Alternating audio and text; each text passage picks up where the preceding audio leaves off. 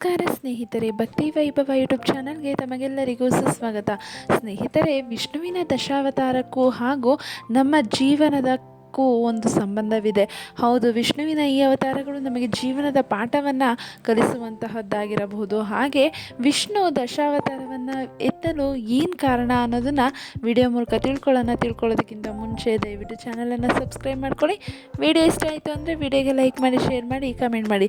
ಸ್ನೇಹಿತರೆ, ಯದಾ ಯದಾ ಹಿ ಧರ್ಮಸ್ಯ ಗ್ಲಾನಿರ್ಭವತಿ ಭಾರತ ಅಭ್ಯುತ್ಥಾನಮ ಧರ್ಮಸ್ಯ ತದಾತ್ಮನಾಂ ಸೃಜಾಮ್ಯಹಂ ಪರಿತ್ರಾಣಾಯ ಸಾಧೂನಾಂ ವಿನಾಶಾಯ ಚ ದುಷ್ಕೃತಾಂ ಧರ್ಮ ಸಂಸ್ಥಾಪನಾರ್ಥಾಯ ಸಂಭವಾಮಿ ಯುಗೆ ಯುಗೆ ಅನ್ನುವಂಥದ್ದು. ಅಂದರೆ ಈ ಶ್ಲೋಕದ ಪ್ರಕಾರ ವಿಷ್ಣು ಅಥವಾ ಶ್ರೀಕೃಷ್ಣ ಭೂಮಿಯ ಮೇಲೆ ಅಧರ್ಮ ಹೆಚ್ಚಾದಾಗಲೆಲ್ಲ ಧರ್ಮ ರಕ್ಷಣೆಗಾಗಿ ವಿವಿಧ ಅವತಾರಗಳನ್ನು ತೆಗೆದುಕೊಳ್ತಾರೆ ಅನ್ನೋ ನಂಬಿಕೆ. ವಿಷ್ಣುವಿನ ಪ್ರಮುಖ 10 ಅವತಾರಗಳನ್ನು ದಶಾವತಾರವೆಂದು ಕರೆಯಲಾಗುತ್ತದೆ.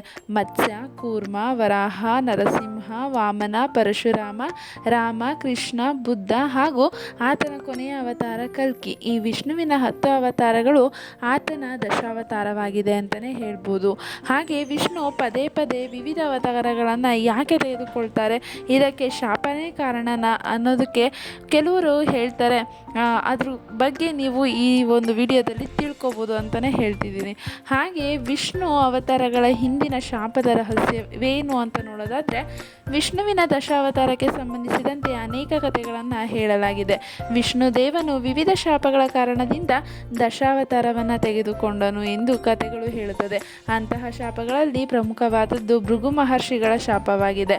ಭೃಗು ಮಹರ್ಷಿಗಳ ಶಾಪದ ಪರಿಣಾಮದಿಂದಾಗಿ ವಿಷ್ಣು, ರಾಮನ ಮತ್ತು ಕೃಷ್ಣನ ಅವತಾರಗಳಲ್ಲಿ ಭೂಮಿಯ ಮೇಲೆ ಕಾಣಿಸಿಕೊಳ್ಳುವ ಮೂಲಕ ಸಾಕಷ್ಟು ಕಷ್ಟಗಳನ್ನು ಎದುರಿಸ್ತಾರೆ. ಹಾಗೆ ವಿಷ್ಣು ದಶಾವತಾರವನ್ನು ಯಾಕೆ ತೆಗೆದುಕೊಳ್ತಾರೆ ಅನ್ನೋದು ನೋಡೋದಾದರೆ, ವಿಷ್ಣು ಕೇವಲ ದಶಾವತಾರವನ್ನೇ ಅಂದರೆ 10 ಅವತಾರಗಳನ್ನೇ ಯಾಕೆ ತೆಗೆದುಕೊಳ್ತಾರೆ, ಯಾಕೆ ಅವನು 10ಕ್ಕಿಂತ ಕಡಿಮೆ ಅಥವಾ ಹೆಚ್ಚು ಅವತಾರಗಳನ್ನು ತೆಗೆದುಕೊಳ್ಳಲಿಲ್ಲ, ಇದರ ಹಿಂದಿನ ಸಾಕಷ್ಟು ಕಾರಣಗಳಿದೆ ಅಂತಲೇ ಹೇಳ್ಬೋದು. ಅವುಗಳಲ್ಲಿ ಮೊದಲನೇದಾಗಿ 10 ಎಂಬುದು ಸಂಪೂರ್ಣತೆ ಅಥವಾ ಪರಿಪೂರ್ಣತೆಯ ಸಂಕೇತವಾಗಿದೆ. ಭಾರತೀಯ ಚಿಂತನೆಯ ಪ್ರಕಾರ 10 ಸಾಮಾನ್ಯವಾಗಿ ವೃತ್ತವನ್ನು ಪ್ರತಿನಿಧಿಸುತ್ತದೆ, ಸಂಪೂರ್ಣ ನಕ್ಷೆಯಾಗಿದೆ. ವಿಷ್ಣುವಿನ ಅವತಾರದ ಹಂತಗಳನ್ನು ನೋಡಿದರೆ ಮೊದಲು ಮೀನಿನಿಂದ ಆಮೆಯವರೆಗೆ, ನಂತರ ಹಂದಿ, ನಂತರ ಅರ್ಧ ಸಿಂಹ, ನಂತರ ಮಾನವ, ಯೋಧ ಮತ್ತು ರಾಜನೀತಿಜ್ಞ. ವಿಷ್ಣುವಿನ ಅವತಾರಗಳು ಅಸ್ತಿತ್ವವನ್ನು ಪ್ರತಿನಿಧಿಸುವುದಲ್ಲದೆ ದುಃಖ, ಸವಾಲು, ಜವಾಬ್ದಾರಿ ಮತ್ತು ಪ್ರಜ್ಞೆಗೆ ಸಂಬಂಧಿಸಿದ ಅನೇಕ ಭಾವನೆಗಳನ್ನು ಸಹ ಪ್ರತಿನಿಧಿಸುತ್ತದೆ. ವಿಷ್ಣುವಿನ ಪುನರಾವರ್ತಿತ ಅವತಾರಗಳು ಶಾಪ ಎಂದು ಒಬ್ಬರು ವಾದಿಸಿದರೆ, ಶಾಪವು ಧರ್ಮದ ಅವನತಿ ಎಂದು ಹೇಳಿದರೆ ತಪ್ಪಾಗೋದಿಲ್ಲ. ನೈತಿಕ ನಡವಳಿಕೆ ಕ್ಷೀಣಿಸಲು ಪ್ರಾರಂಭಿಸಿದಾಗ ದುರಾಸೆ, ಕ್ರೌರ್ಯ, ಸ್ವಾರ್ಥ ಮತ್ತು ಕರ್ತವ್ಯದ ನಾಶವು ಪ್ರತಿಯೊಬ್ಬ ವ್ಯಕ್ತಿಯ ಜೀವನದ ಮೇಲೆ ಪರಿಣಾಮವನ್ನು ಬೀರುತ್ತದೆ. ವಿಷ್ಣುವಿನ ದಶಾವತಾರಗಳು ನಮಗೆ ಯಾವ ಸಂದೇಶವನ್ನು ನೀಡುತ್ತದೆ ಅನ್ನೋದಾದರೆ, ಮತ್ಸ್ಯಾವತಾರ ಬಂದು ಜಡತ್ವದಿಂದ ಎಚ್ಚರಗೊಳ್ಳುವ ಜೀವನದ ಬುದ್ಧಿವಂತಿಕೆ ಮತ್ತು ಆಂತರಿಕ ಶಕ್ತಿಗೆ ಜಾಗೃತಗೊಳ್ಳುವ ಸಮಯವನ್ನು ವಿವರಣೆ ಮಾಡುತ್ತೆ ಅಂತಲೇ ಹೇಳ್ಬೋದು. ಕೂರ್ಮಾವತಾರ ಬಂದು ಅಂದರೆ ವಿಷ್ಣುವಿನ ಕೂರ್ಮಾವತಾರವು ನಮಗೆ ನಮ್ಮ ಜೀವನವು ಪ್ರಕ್ಷುಬ್ಧವಾಗಿದ್ದಾಗ ನಿಮ್ಮನ್ನು ಸ್ಥಿರಗೊಳ್ಳುವುದಕ್ಕೆ ಮುಂಚೆ ಬಹಳ ಮುಖ್ಯ ಅನ್ನೋದನ್ನು ತಿಳಿಸುತ್ತೆ. ಹಾಗೆ ವರಾಹ, ವಿಷ್ಣುದೇವನ ವರಾಹ ರೂಪವು ನೀವು ಆಳಕ್ಕೆ ಧುಮುಕುತ್ತೀರಿ, ಅದು ವೈಯಕ್ತಿಕ ವೈಫಲ್ಯ ಮತ್ತು ನೈತಿಕ ಮೌಲ್ಯಗಳ ಕುಸಿತಕ್ಕೆ ಕಾರಣವಾದರೂ ಸಹ ಆದರೆ ಕಳೆದು ಹೋದದ್ದನ್ನು ಮರಳಿ ಪಡೆಯಲು ನೀವು ಬಯಸ್ತೀರಿ ಅನ್ನೋದೊಂದು ಅರ್ಥವಾಗಿರುತ್ತೆ.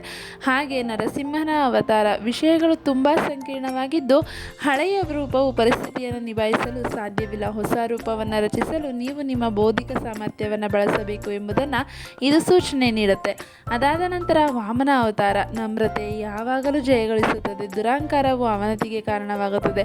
ಹಾಗೆ ಪರಶುರಾಮನ ಅವತಾರ ನೋಡೋದಾದರೆ, ವ್ಯವಸ್ಥೆಯು ಕುಸಿದಾಗ ನವೀಕರಣಕ್ಕಾಗಿ ಹೋರಾಡುವುದು ಅವಶ್ಯಕ ಎಂಬುದನ್ನು ವಿವರಣೆ ನೀಡುತ್ತೆ. ಹಾಗೆ ರಾಮ ಮತ್ತು ಕೃಷ್ಣ, ಒಬ್ಬ ವ್ಯಕ್ತಿಯು ತನ್ನ ಕರ್ತವ್ಯ, ಜ್ಞಾನ ಮತ್ತು ಸಮರ್ಪಣೆಯ ಪ್ರಜ್ಞೆಯನ್ನು ಯಾವಾಗಲೂ ನೆನಪಿನಲ್ಲಿ ಇಟ್ಕೋಬೇಕು ಎಂಬುದನ್ನು ಈ ಒಂದು ಅವತಾರ ತಿಳಿಸ್ಕೊಡುತ್ತೆ. ಬುದ್ಧ ಅಥವಾ ಬಲರಾಮ, ಮುಕ್ತಿ ರೂಪಗಳನ್ನು ತ್ಯಜಿಸುವುದು ಮತ್ತು ಕರುಣೆಯನ್ನು ತಿಳಿದಿರುವ ಅಂತರ್ಮುಖಿ ರೂಪವನ್ನು ಇದು ಸೂಚಿಸುತ್ತದೆ. ನಂತರ ಕಲ್ಕಿ ಅವತಾರ, ವಿಷ್ಣುವಿನ ಅಂತಿಮ ರೂಪ ಕಲ್ಕಿಯಾಗಿರ್ತಾರೆ. ಹಳೆಯದು ಕುಸಿದಾಗ ಮಾತ್ರ ಹೊಸದು ಹೊರಹೊಮ್ಮುತ್ತದೆ, ಒಬ್ಬ ವ್ಯಕ್ತಿಗೆ ಮಾತ್ರವಲ್ಲ ಇಡೀ ಜಗತ್ತಿಗೆ ಎಂಬುದನ್ನು ವಿಷ್ಣುವಿನ ಈ ಅವತಾರ ನಮಗೆ ಪಾಠವನ್ನು ಕಲಿಸುತ್ತೆ ಅಂತಲೇ ತಿಳಿಸ್ತಾ ಇದ್ದಾರೆ. ನೋಡಿದ್ರಲ್ಲ ಸ್ನೇಹಿತರೆ, ವಿಷ್ಣುವಿನ 10 ಅವತಾರಗಳು ನಮ್ಮ ಜೀವನಕ್ಕೂ ಕೂಡ ಮಾದರಿಯಾಗುವಂಥದ್ದು ಅಂತಲೇ ಹೇಳ್ಬೋದು. ಹಾಗೆ ವಿಷ್ಣುವಿನ ಪ್ರತಿಯೊಂದು ಅವತಾರಗಳು ಅದರದ್ದೇ ಆದ ಮಹತ್ವವನ್ನು ಮತ್ತು ಅರ್ಥವನ್ನು ಹೊಂದಿರುವ ಅವತಾರವಾಗಿದೆ. ವಿಷ್ಣುವಿನ ಈ ಈ ಅವತಾರಗಳು ನಮಗೆ ಜೀವನ ಪಾಠವನ್ನು ಕಲಿಸುವಂತಹದ್ದಾಗಿದೆ. ವಿಷ್ಣುವಿನ ಅವತಾರಗಳಲ್ಲಿ ದಶಾವತಾರವು ಪ್ರಮುಖವಾಗಿದ್ದು ಈ 10 ಅವತಾರಗಳು ಧರ್ಮ ರಕ್ಷಣೆಯ ಹೊಣೆಯನ್ನು ಹೊಂದಿರುತ್ತೆ ಅಂತಲೇ ಹೇಳ್ತಿದ್ದಾರೆ. ನೋಡಿದ್ರಲ್ಲ ಸ್ನೇಹಿತರೆ, ವಿಷ್ಣುವಿನ ದಶಾವತಾರ ಯಾಕೆ ಆಗುತ್ತೆ, ಹಾಗೆ ವಿಷ್ಣುವಿನ ದಶಾವತಾರಕ್ಕೆ ಮಾನವನಿಗೂ ಯಾವ ರೀತಿ ಸಂಬಂಧ ಇದೆ ಅನ್ನೋದನ್ನು ವಿಡಿಯೋ ಮೂಲಕ ತಿಳ್ಕೊಂಡ್ರಿ. ವಿಡಿಯೋನ ವೀಕ್ಷಿಸಿದ್ರಿ. ವಿಡಿಯೋ ಇಷ್ಟ ಆಗಿದೆ ಅಂತ ಅಂದ್ಕೊತೀನಿ. ಇಷ್ಟ ಆಗಿದೆ ವಿಡಿಯೋಗೆ ಲೈಕ್ ಮಾಡಿ, ಶೇರ್ ಮಾಡಿ, ಕಮೆಂಟ್ ಮಾಡಿ. ಹಾಗೆ ಚಾನಲನ್ನು ಸಬ್ಸ್ಕ್ರೈಬ್ ಮಾಡ್ಕೊಳ್ಳಿ. ಕಮೆಂಟ್ ಬಾಕ್ಸ್ನಲ್ಲಿ ಓಂ ಮಹಾವಿಷ್ಣುವೇ ನಮಃ ಎಂದು ಕಮೆಂಟ್ ಮಾಡಿ. ಸ್ನೇಹಿತರೆ, ವಿಡಿಯೋ ವೀಕ್ಷಿಸಿದ್ದಕ್ಕಾಗಿ ಧನ್ಯವಾದಗಳು.